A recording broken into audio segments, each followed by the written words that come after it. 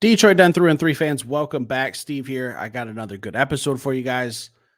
Look, if you've been watching my channel long enough, you know after Saturday's game last week against the Kansas City Chiefs, seeing some of these rookies really start to stand out and kind of play well, what I like to do is dig. I like to dig a little bit deeper. I like to go a little bit further. So hit that subscribe button for me. I'm going to put it in the homework. You guys just sit back on this Wednesday afternoon, hide from your boss, turn up the volume on your ear pods, tell them you're doing some work, but really you're listening to some Detroit Den 313. That's what everybody wants to do. We want to talk Lions football. When I dive into these rookies and the impact that they have and how I really think that this year is going to be big for the Detroit Lions, Brad Holmes is one of the masterpieces and the centerpiece of this organization and the recent success and getting us back to where we wanted to be for years, decades, however long you've been a Lions fan. This is the type of season you've been looking forward to. Seasons with expectations like we had last year. The expectation was to just kind of go out, win the division, get that monkey off our back, win a playoff game. That box has been checked. We got to check another box this year. I don't want to just get to the Super Bowl. I want to win the Super Bowl. How do you do that? You have to be able to acquire talent, whether that's through trades, free agency, or the draft. The draft, I feel like, is the biggest way to do it, the best way to do it, and it's also the biggest gamble. Not every draft pick's going to hit. So when I've been diving in this homework that I've been doing, I don't have any breaking news for you guys. I'm just having a little conversation here. I'm seeing all these names and I'm just realizing, dang, like this is a guy on our team who's producing at a high level. So when we look at the 2021 draft class, we got guys like Penei Sewell, Levi Onwuzurike, who's really starting to shine this year, has had a phenomenal training camp. Not getting a lot of reps in preseason games because I feel like Dan Campbell is pretty confident in what he's doing. I think his practices have been that good that he doesn't want to jeopardize him or risk anything. He's got that fusion surgery he's coming back from on his back. I'm very familiar with that process. It's long, it's grueling, it's rough. Levi Onwuzurike, solid piece, probably going to be a rotational guy along that D-line. Next to him in the same draft in 2021, Aleem McNeil, starter, contract year, second in the teams in sacks last year. Like, this is a guy who can get pressure up the middle. Pairing him next to DJ Reader is going to be huge. 2021, sticking with the same year, guys. I'm going to go year by year, and at the end, I'm going to give some. I'm going to give you guys a bomb. I'm going to drop because I'm really excited about this team. Round 3, number 101 in 2021. Ife Melifonwu, who just kind of started coming on last season. Looked really good in coverage, had probably one of the more iconic moments with the interception in Minnesota where it kind of sealed up the division. One of the plays of the year, in my opinion, really liked that. I think he's a phenomenal blitzer. I remember he wrecked Russell Wilson when we were playing the Broncos. And then in round 4, we got our junkyard dog, Amon-Ra St. Brown, who's really transformed or been the face of the transformation for the Detroit Lions. Him and Penei Sewell, probably, in my opinion. Round 4, same draft. Derek Barnes had the most iconic play last year, probably one of the most iconic plays in Detroit Lions history with the interception on Baker Mayfield last year. Absolutely. I remember being at that game. I thought the roof of Ford Field was going to blow off. It was an incredible moment. Derek Barnes starting to produce, looking really good. Jury's not out on Jamar Jefferson yet. I don't want to beat that up. So let's just move on to 2022. Who do we got?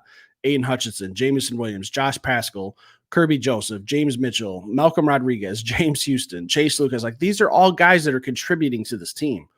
So when I said at the beginning of this episode that the draft is a crapshoot and not every pick hits, Brad Holmes is hitting. He's hitting on these draft picks. He's not missing. And if he is, it's marginal misses. It's not much. And these are guys that are just going out and performing. So then we move to 2023. Who do we got? Jahmyr Gibbs, Jack Campbell, Sam Laporta, Brian Branch, Hendon Hooker looked phenomenal in his game. Broderick Martin starting to finally grow. Colby Swordsdahl, who had some moments last year where he had to step in. Antoine Green. All right, you're telling me that I hit on all those other guys. I can afford to miss like Antoine Green. It's no big deal. It happens. 2024, like, you guys know the deal. You guys know who we drafted in 2024. Terrion Arnold, Ennis Rakestraw, Giovanni Manu, Sione Vaki, Mekhi Wingo, Christian Mahogany. Building this team through the draft. If Brad Holmes keeps hitting it's going to be a problem. So now I want to focus on these 2024 rookies and who I think is going to shine the brightest. I think it's easy to say Terrion Arnold and Ennis Racestraw. Look, I wouldn't be surprised if one or if not both of those kids make the all rookie team defensively, preferably both. But if I had to choose one, I'm kind of leaning toward Ennis right now, just from what I'm hearing out of training camp, how he's looked on some clips I've seen. Haven't seen a lot of game stuff. He hasn't played many snaps. Terrion Arnold with the concussion, same thing. Or no, Terrion Arnold wasn't the concussion. He did have another boo-boo. I was thinking of Hendon Hooker with the concussion. I don't know why I mixed those two up. But if one or two of those kids make this all-rookie defensive team, problem. Giovanni Manu, growing well, looking good on that offensive line. He's a project. I don't expect, and I don't want to see him a whole lot in 2024. I'd rather see him just kind of go through your practices, get your mental reps, just kind of focus on that. Mekhi Wingo, you guys know how I feel about him. One of my favorite rookies, but also I feel like he's also going to be in that project category. I don't think he's going to do a whole lot this year. Going forward, maybe. Sione Vaki. There's been a lot of confusion about our stance on Sione Vaki on this channel. When I say that I feel like he's primarily a special teamer, that's not a term of disrespect in any type of way. When I say that he's a contingency plan for a running back or a receiver or a safety going down, it's not anything disrespectful. It's a good thing. You don't have to list him as a certain thing on the depth chart. You can list him as a kicker if you want to. It doesn't matter. You can go out and play whatever position he wants. That's exactly what he's going to do. One of my favorite players to watch this past offseason has been Sione Vaki. We were high on him. You guys can go back and watch our draft videos, our mock drafts. We had Sione Vaki to the Detroit Lions before people even knew who Sione Vaki was. All right. This guy's a Swiss Army knife. He's a problem. Someone left a comment on a video recently and said, you guys are underplaying the value of Sione Vaki. I want to clarify and say that he's a rookie. Any production we get from you, any production, is good production. Now, hinting that he's going to have special passing packages for him, just for him, I feel like that's going to be a very, very small chance of saying, hey, man, got to get Sione Vaki on the field. I got a special package just for Sione Vaki. I don't think he's that type of player. Is he a guy you can draw up some stuff with? Yes, you can. He's creative. He could play a little fullback. He could play a little wide receiver. He could play some running back. I wouldn't be shocked if maybe there's a gadget play if he can throw the football that Ben Johnson doesn't draw something up. I don't know. It's possible. Sione Vaki, as a rookie, my expectations and my hopes is that he just produces in any way that he can. If that's purely and solely special teams, I'm good with it. If he has to come in on offense, if he catches a few passes, if he gets a few rushes, if he touches the ball in any type of way, I'm good with it. I don't care. As long as he's putting on pads, he's being productive. That's all I want to see. I cheer for all my Detroit Lions. I don't care what college you went to. I don't care about anything. And if I get that Lombardi trophy going down Woodward in February, that is all I care about. Who helped us get to that point? Just wanted to clarify that. There's been a little confusion.